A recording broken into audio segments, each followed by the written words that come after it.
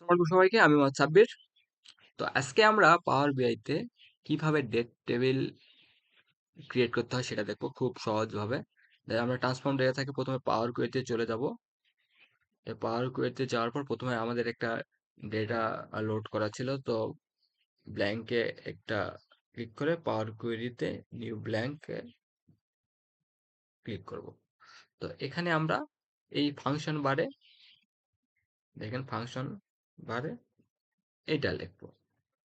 ধরেন এইটা লিখবো, এটা আমি ডেসক্রিপশনে দিয়ে দিব। নাম্বার ডট ফ্রম ডেট 2022 এর 1 জানুয়ারি থেকে নাম্বার ডট ফ্রম ডেট 2022 এর 12 ডিসেম্বর, মানে আমি 2022 সালের 1 জানুয়ারি থেকে 1 ডিসেম্বর, মানে 31শে ডিসেম্বর পর্যন্ত ডেট নিব, একটা ডেট টেবিল নিব। তো এটা আমরা বিভিন্ন ডেটা মডেলের ক্ষেত্রে এই ডেট টেবিলটা ক্রিয়েট করা হয় আর কি। তো এখন এইটা যদি আমি করি, তা দেখেন আমাদের লিস্ট আকারে দিয়ে দিছে।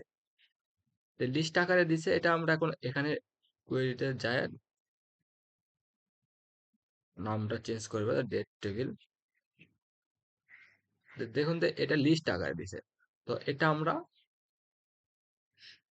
ঘুমে যাব।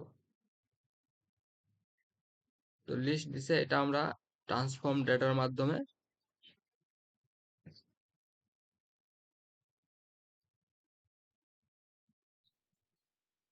এখন এটা যেহেতু লিস্ট আকারে আছে, তো আমি এটা টেবিল করব। তো এখানে যায় রাইট ক্লিক কর টু টেবিল। টু টেবিল করার পর দেখেন যে এটা আমাদের একটা ওকে ক্লিক করে দেবো, 0 এখানে কলামটা দিয়ে দিব যে ডেট। তো দেখুন যে এটা লিস্ট আকারে আসছে, তো এটা আমরা কিভাবে যে ডেট আকারে আনবো, এখানে রাইট ক্লিক করার পর দেখো চেঞ্জ টাইপ।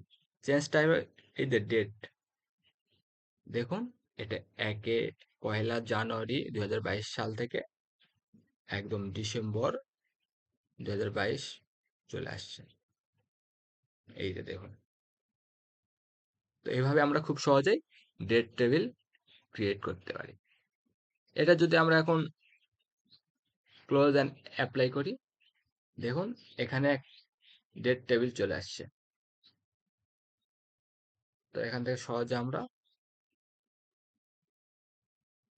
এই যে দেখুন শনিবার জানুয়ারি 1 2022 থেকে এভাবে চলে আসে। এভাবে আমরা সহজেই পাওয়ার বিআইতে ডেট টেবিল ক্রিয়েট করতে পারি। ধন্যবাদ সবাইকে।